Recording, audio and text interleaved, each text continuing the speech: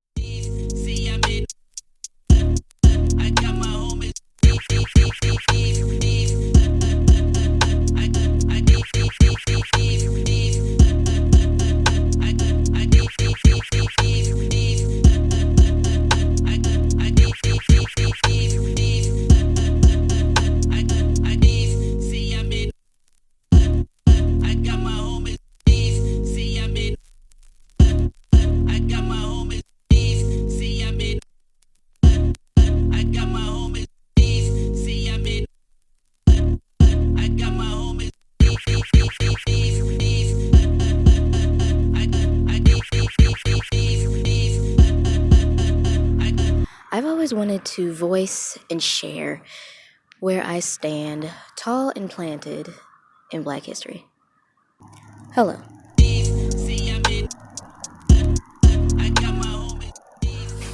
I started this last year with 2 teaser shorts. I brought myself to be able to finish because I remembered how important this has been for me from beginning to end to finish. Now today I'm going to finish a painting that I started, I'd say about 4 or 5 years ago, that I randomly decided to save for a special occasion. And now is as good as a time as any because my culture, our culture, and this 26.5 by 37.5 canvas has been stuck on my mind. I'm going to talk a lot less about the painting process and more about the significance of my painting. But I will tell you the theme represented is abstract graffiti with a touch of black and white. When I think about my blackness and how much my people, my culture, my roots, our history, and how I express myself means to me, it reminds me of a truly strange yet laughable point in my life where I had this leeching disease. It could speak, and it attempted to tell me that I had no culture. I didn't attempt to disprove that remark because I stopped trying to explain myself to people who choose to stay ignorant, because learning could make it possible for their perspective to change and for others' perspective to change about them.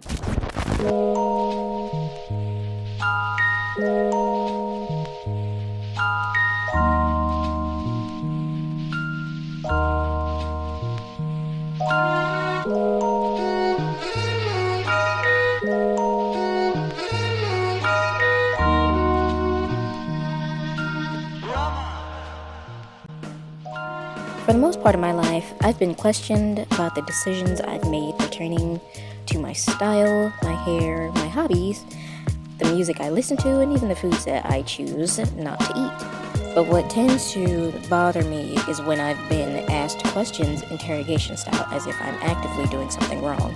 And not just because they've never heard of it, or they don't seem to understand it, or my joy for it, but because of my race. Growing up, very often I heard the words, "Black people don't do that." And I mostly heard it in a negative light. I've had my fair share of people attempting to stomp on my spirits and shame me for who I am or the person I was growing into. The choices we make as human beings have always held some kind of importance, depending on the scale of the decision.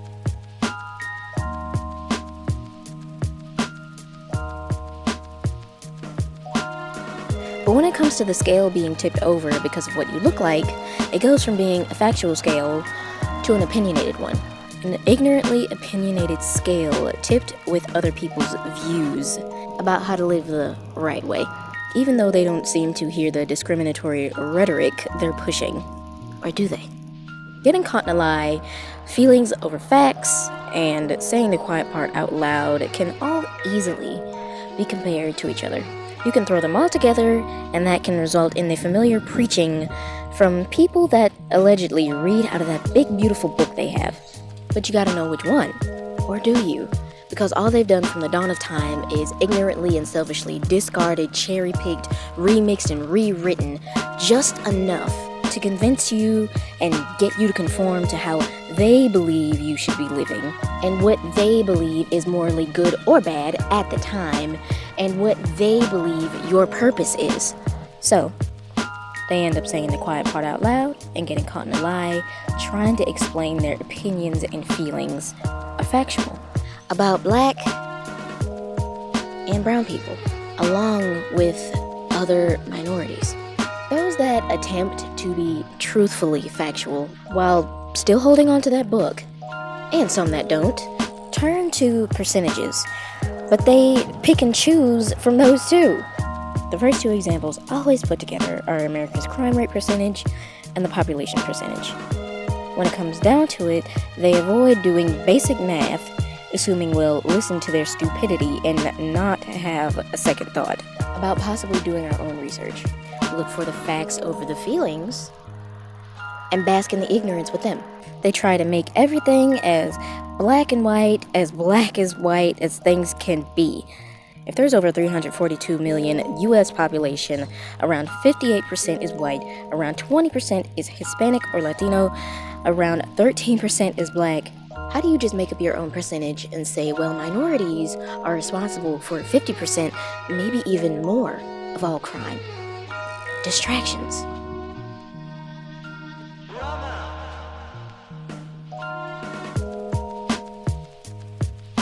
Distractions. And they always have been. And from what?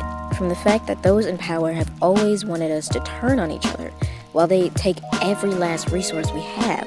They'll point you in the direction of your neighbor or some random person whom you know nothing about and convince you they are the reason why you're struggling, why you can't get a job, why prices are sky high, why you should follow their lead and give them your money, your time, your mind, your life, your soul, and what they've been trying to convince you they don't want, your children. Those in power take, and that's been the plan, the organization for centuries. They attempt to erase black history on a daily basis and try to replace what we've known with, it wasn't that bad. Did you know it was so bad slaves, when given the opportunity, would throw their babies off of ships to spare them the life of being a slave? And then they'll catch an attitude and say slavery. Oh, slavery. I know about slavery. We all know about slavery. And that was such a long time ago, and you didn't even have to go through any of that, so why are you still talking about it? Because you've chosen to stay silent. Continuously silence black and brown voices, pick and choose what you want to care about, and stay willfully ignorant about what truthfully happened during and after slavery. And then you say it again. That was still a long time ago. What's your point? Time doesn't heal. Not when those in power, alongside hateful hearts, have allowed history to repeat itself over and over again. Those hateful hearts saw us as less than human, pets and property which they believed they had the rights to own. Did you know that in the year 1920, women gained the right to vote? A monumentous victory. Of course, not for all women. Black women weren't allowed that right until 1965. That's 45 years later. 4 decades, not just stating, hey, we matter too.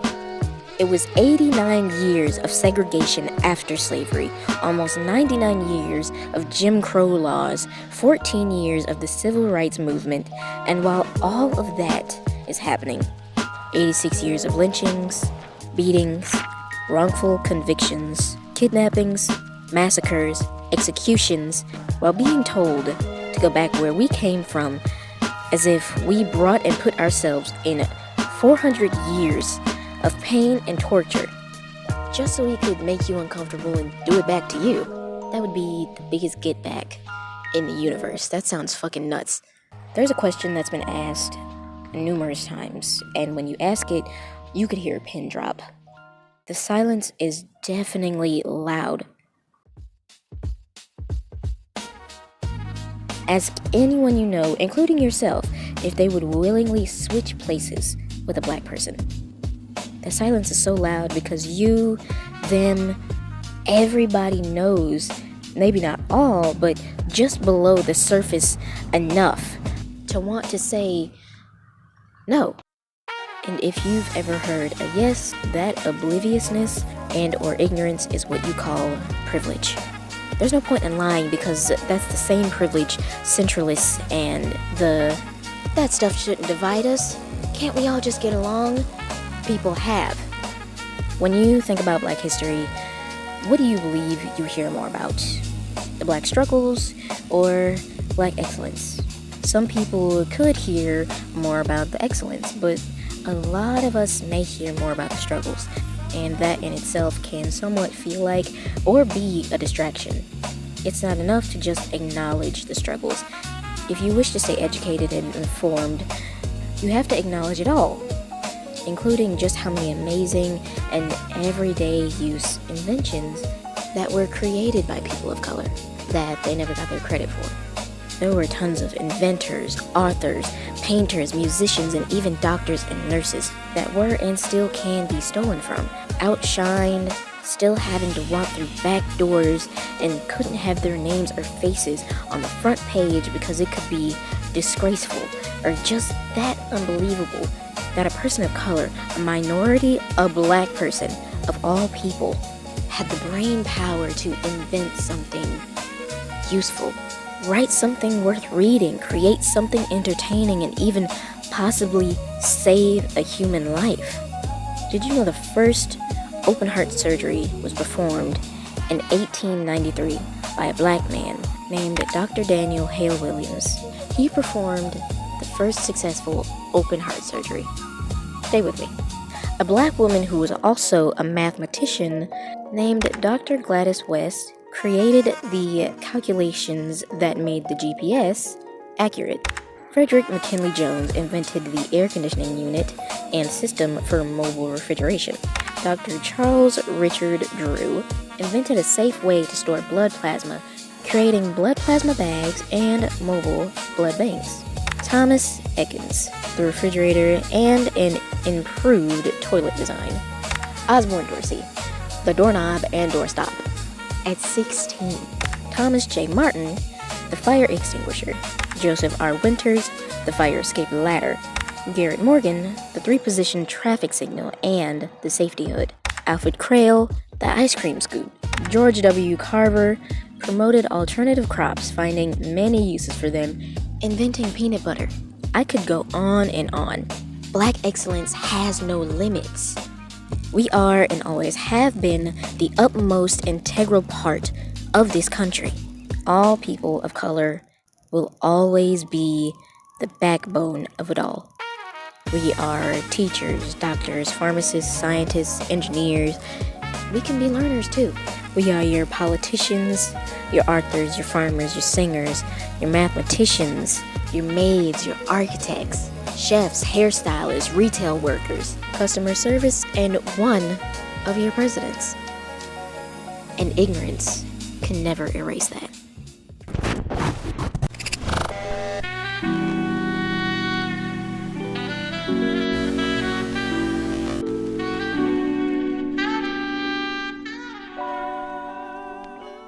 When you think about gaslighting, what's the first thing that comes to your mind? When's the last time you felt any ounce of someone trying to gaslight you? There's been a lot of moments where people will try to downplay, disregard, or dismiss others' experiences just because they weren't or haven't been in their shoes. Some people still think gaslighting is just pettiness and can only be one little thing, one little disagreement, one little miscommunication. There's layers in the usage of gaslighting, and it itself is right at the bottom. It can go from seemingly harmless gaslighting to abuse of power like that. But to get there, you have to go through the other layers. You have what's at the bottom, but when someone calls bullshit and firmly states the facts, then comes manipulation, justification, centralization, then abuse of power. It doesn't always have to be aggressively fast. We all know in and out of history, through and through, the majority has been gradual. We're not talking about some one-off conversation. This isn't a one and done. A couple of people have a misconstrued version of the truth. Those layers affect everyone. Let me give you an example, and you can even put yourself in it. You got one person, or you, and then you have someone we'll call Mac. Mac is a friend that you've known for a long time, and as you've gotten older, you see less of each other, but try to stay in touch. After a while, you lose contact, but a few years later, you miss each other, and you decide to spend time with each other. Two friends reuniting. Let's say after 7 years. A lot has changed about them, but not too much. After being apart, they remained in the same place of residence, went to the same schools, and knew the same people.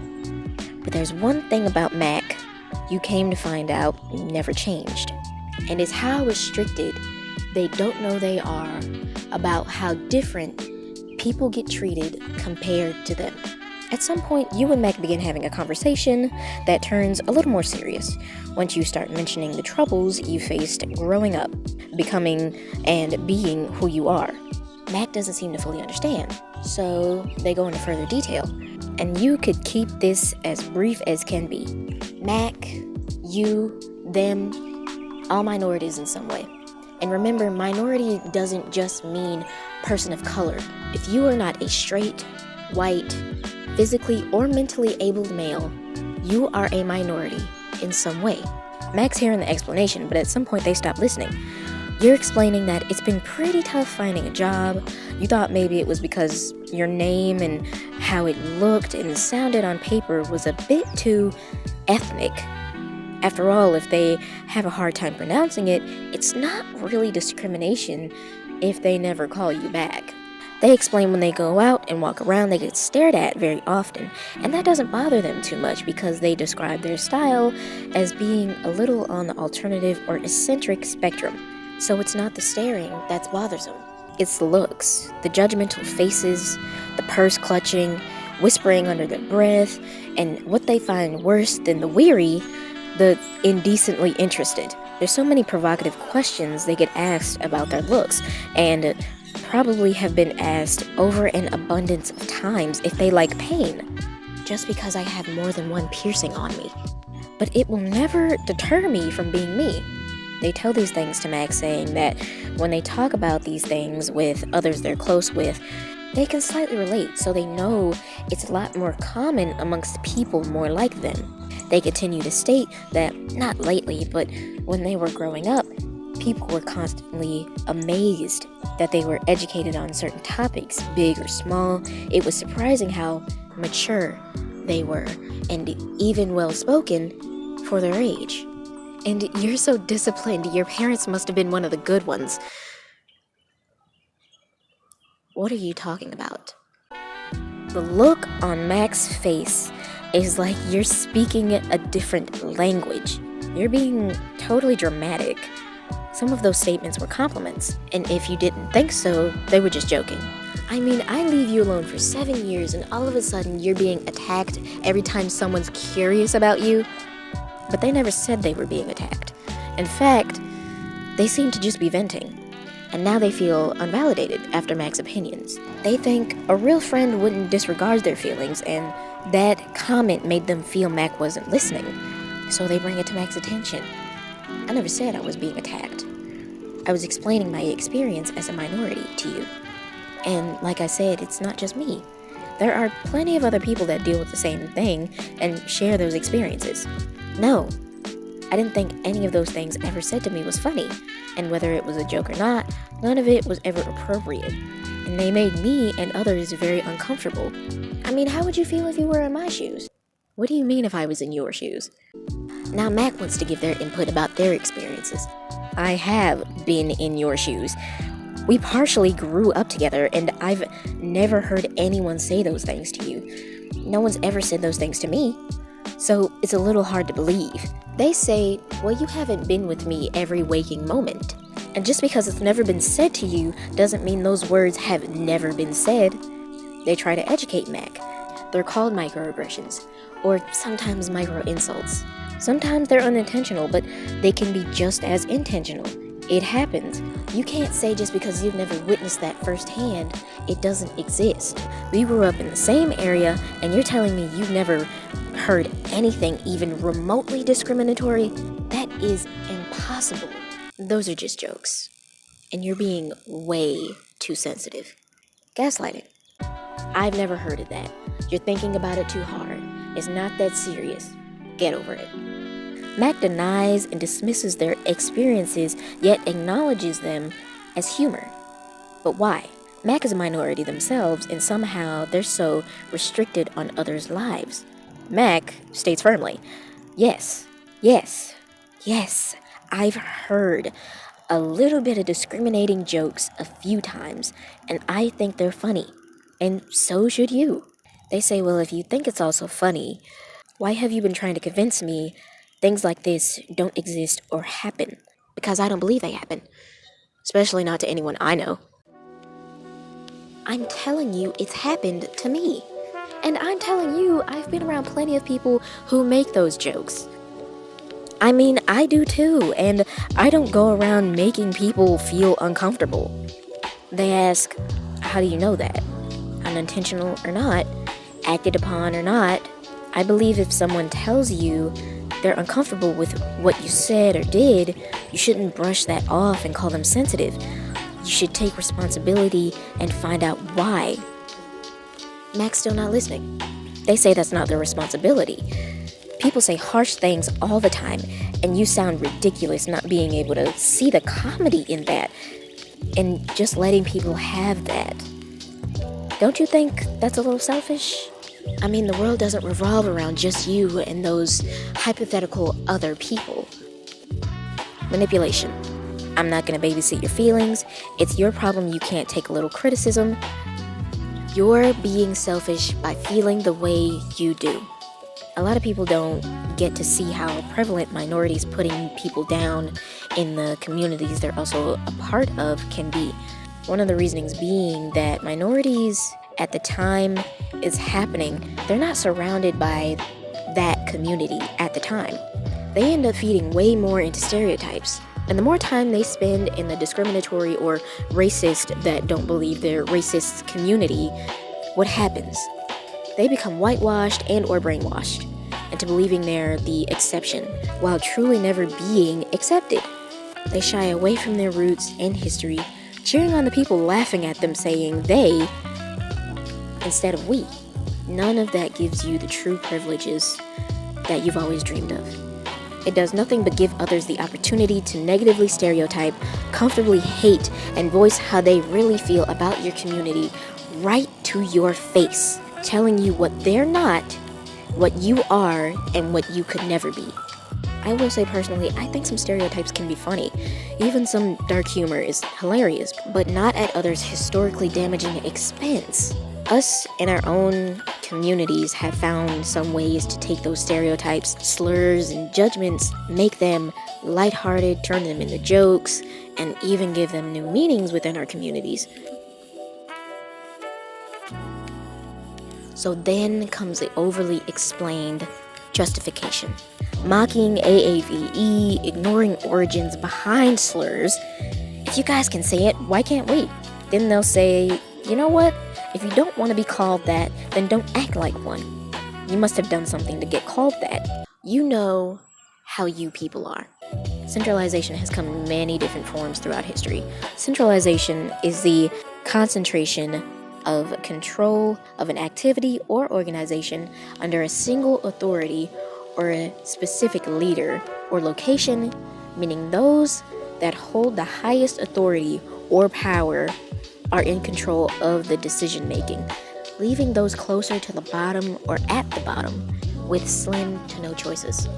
White supremacy is a huge example of centralization. The last racially motivated massacre was in Buffalo, New York in 2022. A white supremacist partially live-streamed, shot and killed 10 black people in a supermarket, believing in conservative conspiracy theories that white people were in danger of being replaced by people of color. Before that, another racially motivated massacre was in 2015. That was just 11 years ago, when a man named Dylan Roof shot and killed 9 people, admitting he wanted to start a race war. True white supremacy has always been alive and well for centuries, and to this day, it's one of the largest organized groups that have had the biggest part in the ethnic cleansings, assisted the genocides, and instructed on how to execute the massacres. You gather a few 100 people or less that have at least some of the same views as you do, indoctrinate them by feeding them bit by bit this discriminatory, purified attitude and lifestyle they deserve to have, surrounded by carbon copies, because that's how things should be, because immigration, DEI, diversity, and Black History Month are all ploys to wipe out non-people of color, and they always have been. They're beggars, attention seekers, savages, and lowlives, and all they say is gimme, gimme, gimme when they have everything and get anything they ask for. So join me and our divine leaders and help us save our extinction, and in due time, you just might earn a seat in Congress. I mean, who knows? If this coup turns out helpful for us, you just might be president one day. I don't believe I need to explain abuse of power. We're living in it today, and we always have been. No matter how private, no matter how public, big or small, gaslighting has layers. But when it really comes down to it, gaslighting, manipulation, justification, centralization, abuse of power, those layers will and have affected everyone.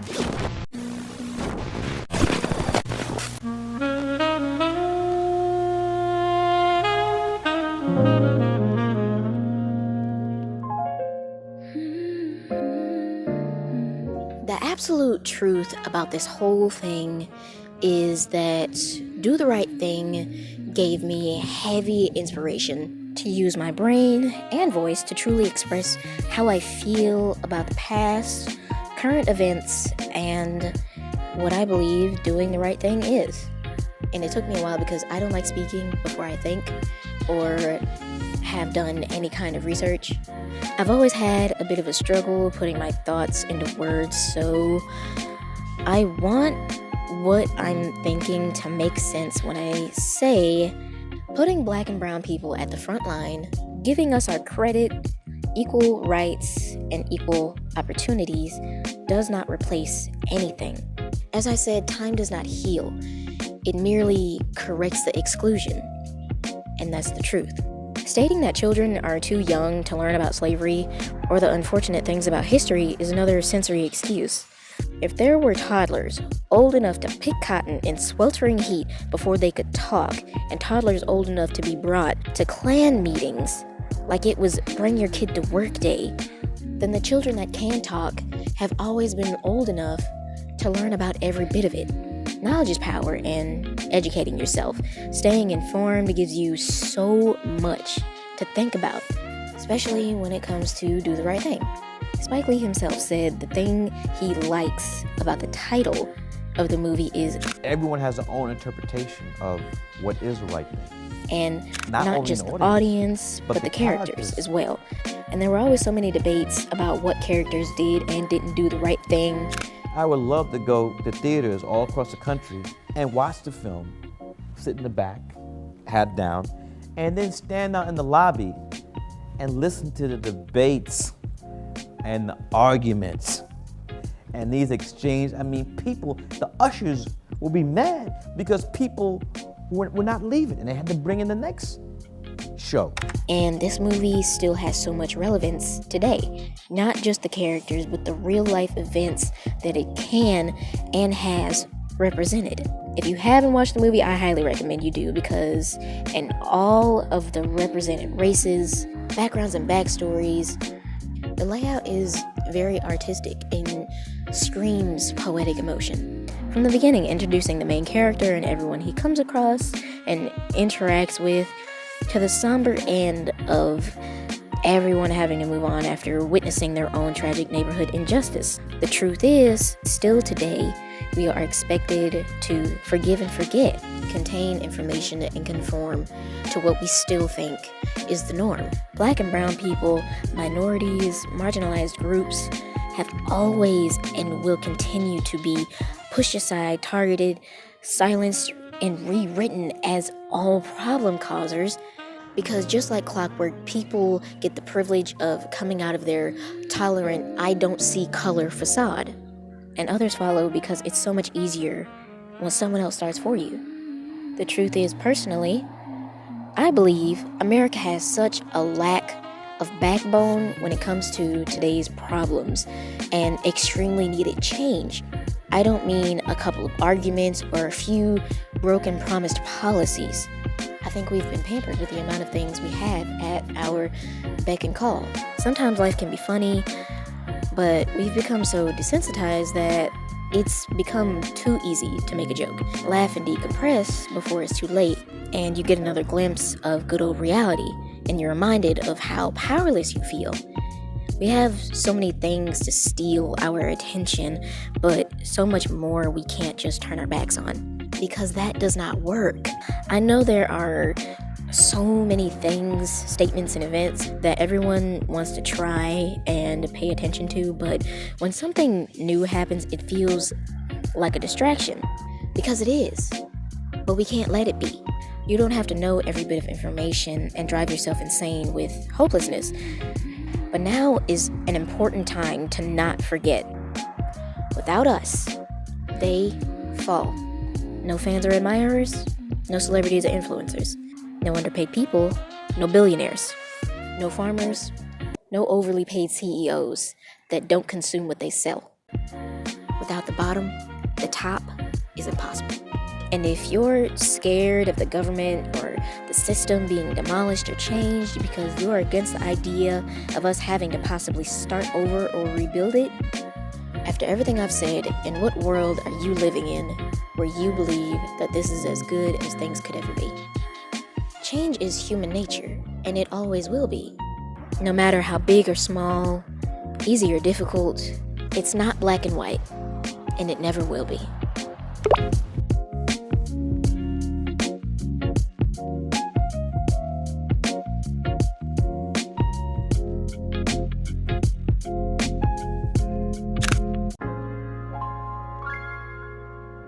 As I said, I believed the right thing for me to do was speak, so if I wasn't clear enough, let me clarify a little bit more. Fuck Donald Trump and anybody that voted for him. Fuck ICE, billionaires, racists, predators, misogynists, fascists, and anyone that still willfully associates with those people, or anyone that believes disagreeing about what humans deserve, what rights, is debatable. I started the background of this painting around 5 years ago. When I continued, it took me, I believe, 10 days to complete it. And if you forgot, the style was abstract graffiti with a touch of black and white. I think it's some of my best work because every time I look at it, I feel proud, knowing what inspired me.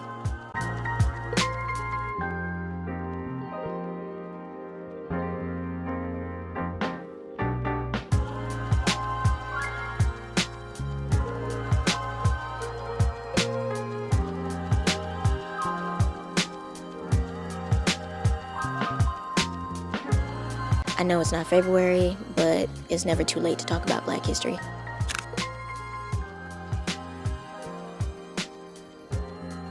Thank you for watching, listening, and hopefully learning. Happy Black History Month, and this is not the last that you'll see of me.